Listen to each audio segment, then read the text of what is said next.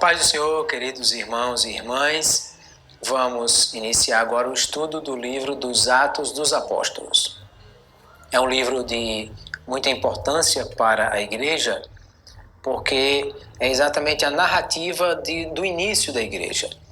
Já vimos que a parte biográfica dos evangelhos narra a história de Jesus Cristo, e agora nós vamos ver o livro de Atos dos Apóstolos, que nos fala sobre como começou a igreja, como a igreja se desenvolveu desde o seu início, como foi que ela percebeu essa construção, essa necessidade de fazer uma expansão do evangelho a partir do que era a obra que Jesus implementou.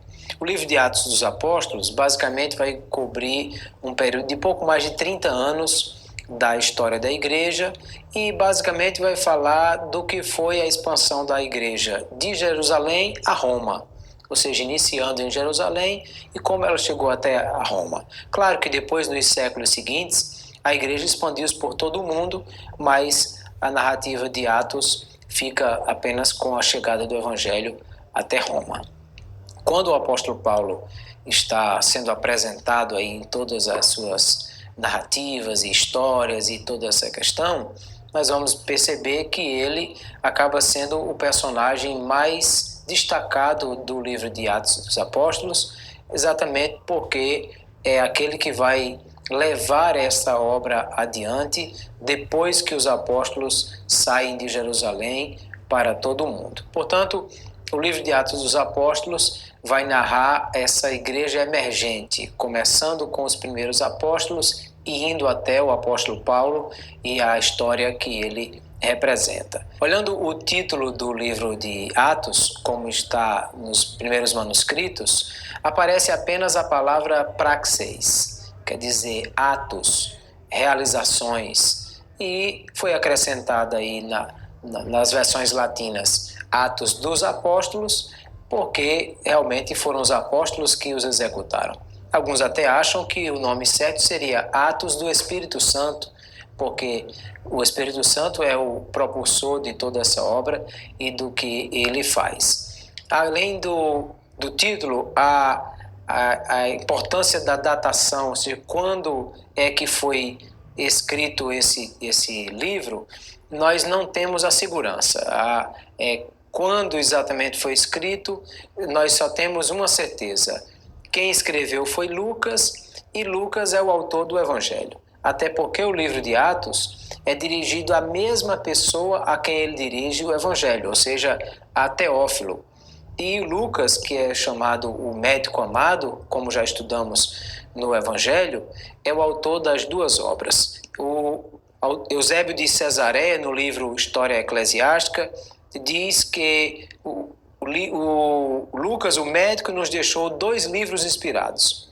Um dos livros é o Evangelho, o outro é o Atos dos Apóstolos, que ele escreveu.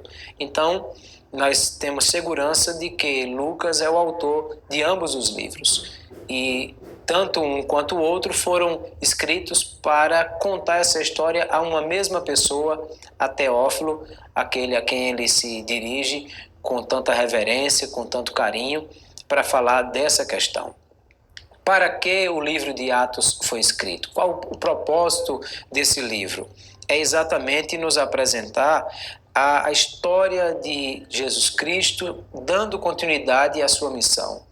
O Lucas diz que é aquilo não só que Jesus começou a fazer, mas também a ensinar, ou seja, a continuidade dessa narrativa.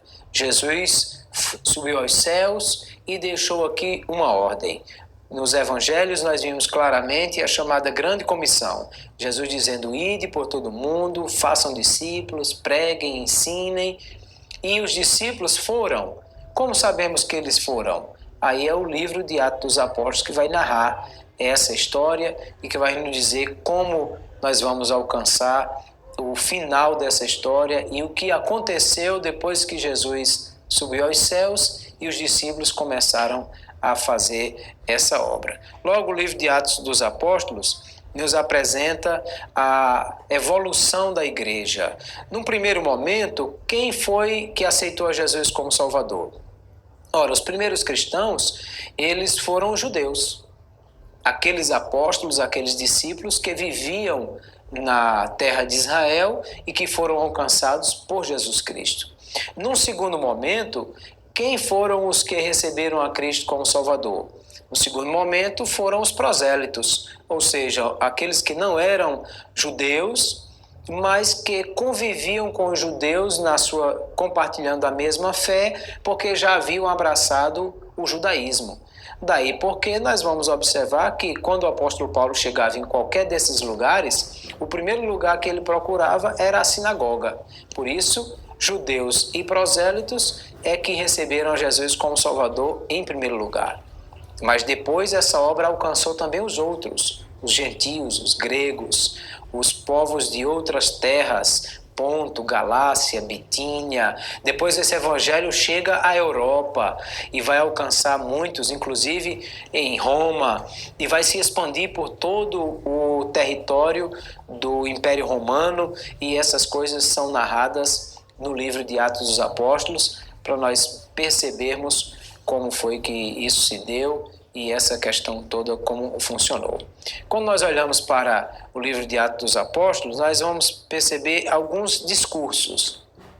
É uma série de discursos que são apresentados para mostrar que a igreja, nesse momento, tinha a necessidade de cumprir aquilo que foi o que Jesus mandou. Ide e pregai o evangelho. Ide e anunciai o evangelho. Primeiro nós encontramos 7 discursos de Pedro, que estão narrados no capítulo 1, 2, 3, 4, 5, 10 e 15, que são as falas de Pedro defendendo a fé e apresentando o que ele pensa sobre Jesus. Depois nós vamos encontrar um discurso de Tiago, no capítulo 15, no Concílio de Jerusalém, um discurso de Estevão, um longo discurso de Estevão, por sinal, no capítulo 7, onde ele defende toda a historicidade de Jesus, passando por todos os grandes heróis do Antigo Testamento.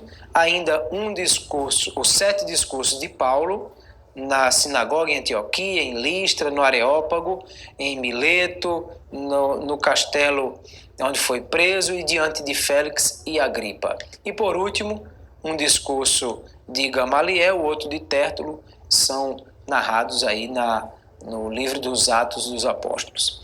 É importante nós observarmos que a narrativa de Atos é uma narrativa cronológica. Ele está narrando a sequência da história da igreja, aquilo que aconteceu com a história que foi narrada, e é possível nós observarmos isso vendo a estrutura desse livro, seguindo passo a passo aquilo que ele vai nos apresentar. A primeira parte do livro de Atos dos Apóstolos é a narrativa que vai do capítulo 1, verso 1, até o capítulo 12, verso 24, porque é uma parte introdutória, é uma parte que a igreja ainda está